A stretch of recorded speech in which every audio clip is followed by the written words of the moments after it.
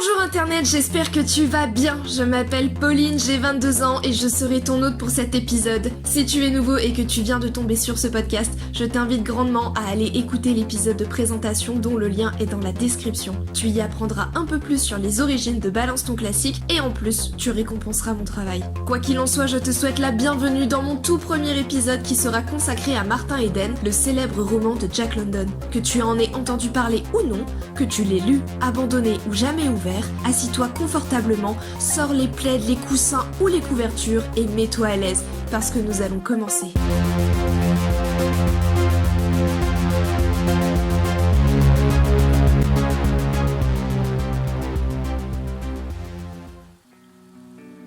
Avant de commencer de parler de Martin Eden, il est important de connaître son auteur, Jack London, puisque la vie du héros possède de nombreux points communs avec celle de son créateur.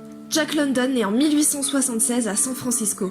Grand alcoolique, il lit beaucoup, apprend seul, mais ne publie rien jusqu'au tout début du XXe siècle. Sa jeunesse est faite de petits boulots, de voyages et de survie. Il participe à la ruée vers l'or, chasse le phoque au Japon et devient correspondant de guerre en Corée. C'est L'Appel de la forêt, son troisième roman, qui le fera découvrir au grand public et le tirera de la pauvreté. Il publiera par la suite d'autres œuvres, dont les plus connues sont Cro-Blanc, Martin Eden, Les Vagabonds du Rail et Le Peuple d'en bas.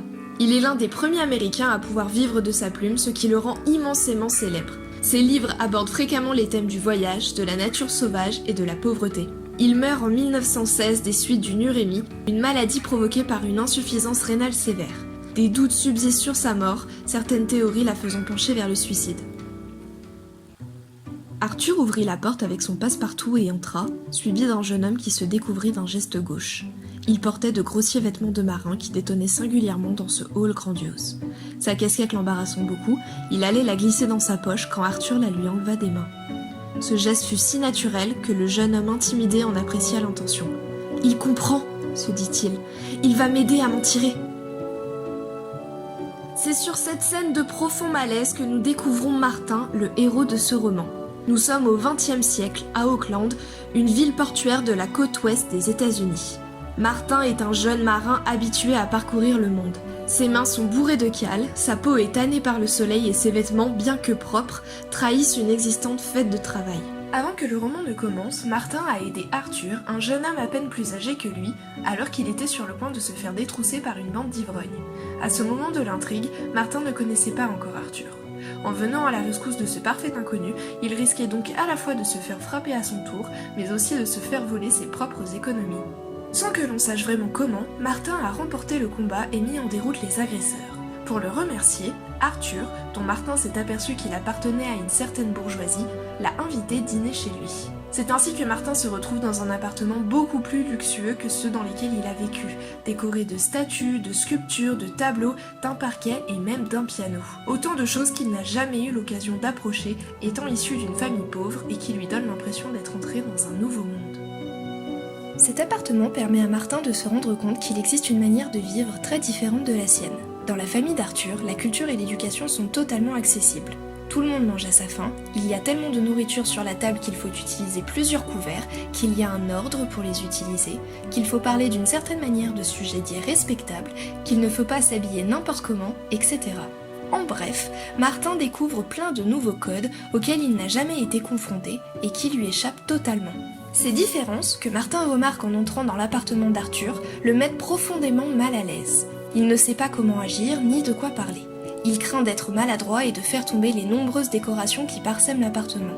Par conséquence, il se fige. Plus aucun mot ne sort de sa bouche, ce qui est assez paradoxal car le roman nous fait comprendre que Martin est quelqu'un de très charismatique. Il est grand, jeune, beau, musclé et bronzé et remplit donc tous les critères de beauté de son milieu.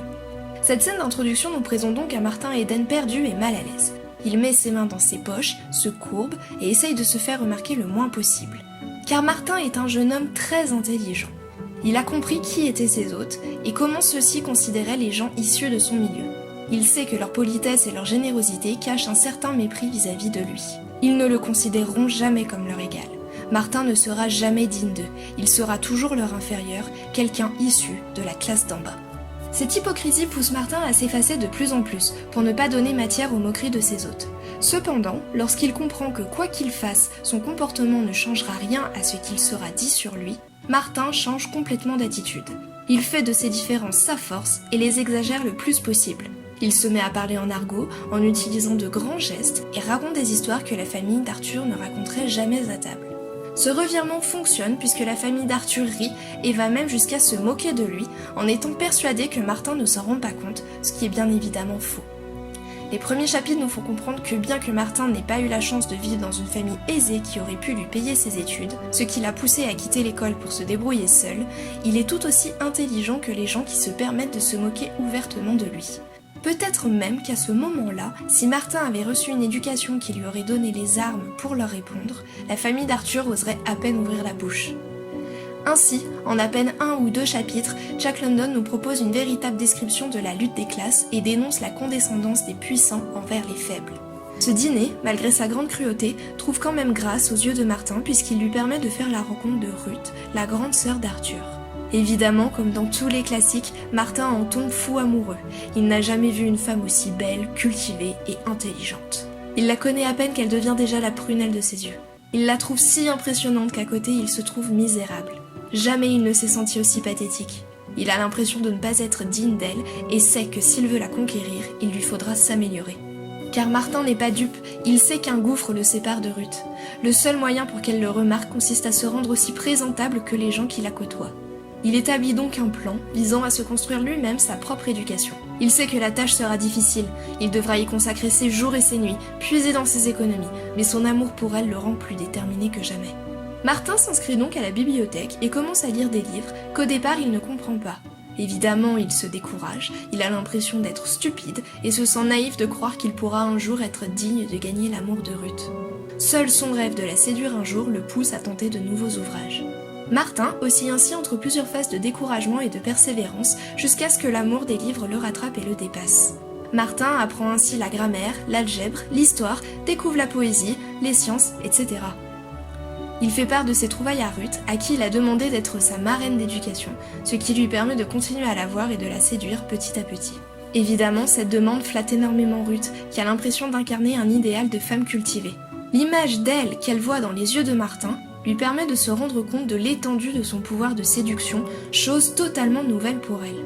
Je dirais même qu'elle est un peu mesquine, car pour continuer à flatter son ego, elle joue de son charme auprès de Martin. Elle sait que Martin est fou d'elle et ne se prive pas d'utiliser du pouvoir qu'elle a sur lui. Ruth est également tiraillée entre son désir pour Martin, qui n'appartient pas à sa classe sociale et ne correspond pas au jeune homme qui l'entoure, et son éducation, puisqu'on lui a toujours répété qu'il était impensable de se marier avec un homme d'une classe inférieure. Elle a donc ce désir, cette attirance sexuelle pour Martin, qu'elle ne peut pas assouvir puisque son éducation lui a toujours dit qu'un homme comme lui ne la méritait pas. Sa manière de percevoir les choses est très condescendante, mais Ruth ne peut pas s'en apercevoir aussi facilement car elle a toujours baigné dedans. À ses yeux, si Martin veut se marier avec elle, il devra s'élever d'une manière ou d'une autre. Pendant ce temps, Martin, sans rien connaître des hésitations de Ruth, est de son côté tombé totalement fou amoureux de son travail. Lui qui avait commencé à étudier pour séduire une jeune bourgeoise, s'est retrouvé à étudier non plus pour elle, mais pour lui. Plus il apprend de nouvelles choses, plus il se rend compte de la complexité et de la beauté du monde dans lequel il vit, et plus il veut en connaître davantage. Parallèlement, il commence à admirer les auteurs des ouvrages qu'il lit et songe de plus en plus à les imiter.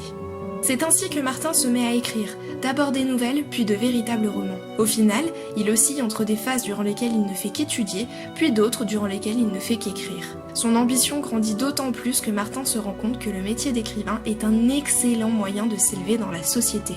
Si l'un de ses romans est reconnu, il pourra intégrer en toute légitimité les milieux bourgeois que fréquente Ruth. Petit à petit, Martin consacre tout son temps à l'écriture et l'envoie de ses manuscrits aux journaux d'Auckland, qui les refusent les uns après les autres. Commence alors une véritable période de misère pour Martin, qui doit vivre sur ses économies de marin en l'absence de salaire. Ce système est d'autant plus vicieux, car plus Martin envoie ses manuscrits, plus ses économies s'amenuisent à cause des frais de livraison. En bref, plus Martin écrit, plus il perd de l'argent. Il en vient à ne plus acheter de viande, à ne plus payer ses courses, voire à ne plus manger du tout. Mais il ne désespère pas, il sait que c'est pour lui l'unique manière de conquérir Ruth. Mais lorsqu'il lui fait part de son désir de devenir écrivain, la jeune femme n'accueille pas du tout ce projet avec enthousiasme. Lorsque Martin lui fait lire ses écrits, qu'il trouve absolument géniaux, Ruth est déçue. Elle ne les comprend pas, trouve les tournures de phrases alambiquées et les descriptions maladroites. En bref, elle ne comprend pas le génie de Martin. Car ici, Jack London nous fait bien comprendre que c'est Ruth qui a tort, et non Martin. Pour lui, l'intelligence de Martin surpasse de loin celle de Ruth. Seul, sans professeur ni aucune autre aide que lui-même, il comprend les choses beaucoup plus vite que n'importe qui. Au contraire de Ruth, que son éducation et son étroitesse d'esprit empêchent d'apprécier la finesse des écrits de Martin à leur juste valeur. Ruth n'a jamais vécu comme Martin, elle ne s'est jamais aventurée hors de son monde, elle croit que celui-ci fonctionne selon les règles qu'on lui a enseignées et n'a jamais connu ni la pauvreté ni la faim. Elle croit que le monde fonctionne selon ses préjugés et que ceux qui la contredisent ont tort. Ainsi, lorsqu'elle lit les écrits de Martin, qui ne vont pas dans son sens, elle est trop choquée pour reconnaître la véracité de ses propos. Comment pourrait-elle ainsi accueillir le projet de Martin avec bienveillance ? Tout en ne lui disant pas le fond de sa pensée, elle l'encourage à trouver un métier plus stable et lui propose même de travailler dans la banque de son père. Martin refuse. Non seulement ce projet ne correspond pas à ses attentes, mais il refuse d'oublier aussi facilement son talent. Dès lors, à partir de cette discussion, Martin et Ruth seront constamment en décalage. Celui-ci ne fera que s'aggraver au fil du temps. Arrive alors inévitablement le moment où Martin n'a plus d'argent. Il est obligé d'arrêter d'écrire ses manuscrits pour se remettre à travailler dans une blanchisserie qui lui prend tout son temps et son énergie. Ce métier l'épuise autant physiquement que mentalement. Martin ne pourrait plus étudier même s'il en avait envie. Son seul moment de répit est le week-end que Martin préfère passer à boire, à la fois pour oublier la difficulté du travail, mais les conditions qui l'accompagnent. La mère de Ruth profite alors de l'éloignement de Martin pour la mettre en garde. Elle lui répète qu'un mariage entre eux sera de toute manière impossible, car Martin est d'une autre classe. En aidant ce jeune homme, la mère de Ruth craint que sa fille tombe à son tour amoureuse de lui. Et effectivement, lorsque Martin rentre à Auckland, les deux jeunes gens ne tardent pas à se revoir et s'avouer leur amour. Ils se fiancent officieusement, tandis que Ruth essaye de convaincre Martin de changer de plan de carrière. Les disputes s'enchaînent, leur relation ne tarde pas à se dégrader, et lorsque Martin manque à nouveau d'argent, les jeunes gens cessent de se voir. Pour trouver de l'argent, Martin sacrifie alors son talent en écrivant des nouvelles faciles, dont il est sûr qu'elles seront acceptées, mais qu'il déteste. Ses œuvres ne transmettent aucun message et fonctionnent selon un schéma simpliste à la portée de n'importe qui. Dès lors, Martin oscille entre des périodes durant lesquelles il peut vivre confortablement et d'autres durant lesquelles aucun de ses manuscrits n'est accepté. Il commence également à rentrer dans le cercle de Ruth et rencontrer ceux qui y évoluent. Il y fait alors une découverte étonnante. L'intelligence et l'éducation sont deux choses très différentes. Lui, qui croyait que les gens ayant fait des études étaient forcément très intelligents, se retrouve très déçu de leurs bêtises et de leur fermeture d'esprit. Parallèlement, sa relation avec Ruth se dégrade de plus en plus. Malgré leurs discussions, ils n'arrivent pas à se comprendre et restent tous les deux campés sur leur position. Ruth refuse l'idée que Martin fasse carrière dans la littérature et Martin est blessé par l'insistance de Ruth qui ne croit pas en lui. Finalement, la jeune femme lui envoie une lettre de rupture que Martin accueille assez mal. Vient ensuite une période de grande solitude, de faim et de pauvreté. Les dettes s'accumulent et Martin lui-même ne croit plus en son succès. Et pourtant, un beau jour, l'un de ses grands textes est enfin publié, puis un autre et un autre encore. Les salaires qui l'accompagnent lui permettent d'ouvrir un compte à la banque, de sortir de sa misère et d'accéder à la célébrité. Martin atteint enfin les portes tant convoitées du milieu de Ruth, mais il n'écrit plus. Il est tellement amer que son succès n'arrive pas à lui faire reprendre la plume. Non seulement il a perdu l'amour de sa vie, mais tous les gens qu'il rencontre et qui le félicitent le dégoûtent. Mais ce n'est pas tout, Martin pense sans cesse à la même chose. J'étais le même. À l'époque, quand je rencontrais ces mêmes personnes, quand je n'étais pas riche et que je n'avais pas de succès, j'étais le même. Tous ces gens qui m'adorent aujourd'hui me trouvaient stupide à l'époque. Cette hypocrisie ambiante le répugne tellement que Martin n'arrive à penser à rien d'autre. Même Ruth, qui ne croyait pas en lui, finit par se présenter chez lui et lui dire qu'elle l'aime. Malheureusement, Martin est incapable de profiter de son succès. La fin du roman se résume ainsi en un gigantesque « à quoi bon ?» Certes, il a atteint son objectif, mais pour en retirer quoi ? Ruth l'a tellement déçu qu'il n'arrive plus à l'aimer, les personnes qu'il rencontre sont tour à tour stupides, hypocrites ou arrogants, et il se sent incroyablement seul. Martin finit donc par partir en voyage. Au milieu de l'océan, là où il a presque toujours vécu, il finit par se laisser tomber à l'eau, là où personne ne pourra jamais le retrouver. Cette fin est à l'origine de nombreuses théories ayant entouré la mort de Jack London. D'après elle, l'écrivain ne serait pas mort de maladie, mais se serait suicidé, comme son héros, ce qui expliquerait les pilules de morphine que l'on a retrouvées près de son cadavre. Il y a également beaucoup de Jack London dans le personnage de Martin Eden. Comme son héros, l'auteur était aussi issu d'un milieu pauvre, s'est construit sa propre éducation à partir de livres et a également connu des périodes de découragement avant d'être enfin publié. Ainsi se termine Martin Eden, sur une désillusion totale et la réalisation impossible d'un fantasme. En entrant chez Arthur au début du roman, Martin est tombé amoureux d'un idéal de vie et non d'une réalité. L'existence telle qu'il l'a pensée dans ce foyer, rempli de gens parfaits, cultivés et heureux, aux conversations passionnantes et enrichissantes, n'avait rien à voir avec celle, bien moins reluisante, qu'il a rencontrée. Si on ajoute à cela que Ruth n'était pas aussi parfaite qu'il le croyait, et que la voie du succès n'était pas une droite, mais une courbe faite de haut et de bas, on ne peut que comprendre sa déception. C'était en tout cas mon interprétation de la fin de Martin Eden, et je serais très curieuse d'entendre la vôtre. Voilà, c'est tout pour cet épisode consacré à Martin Eden.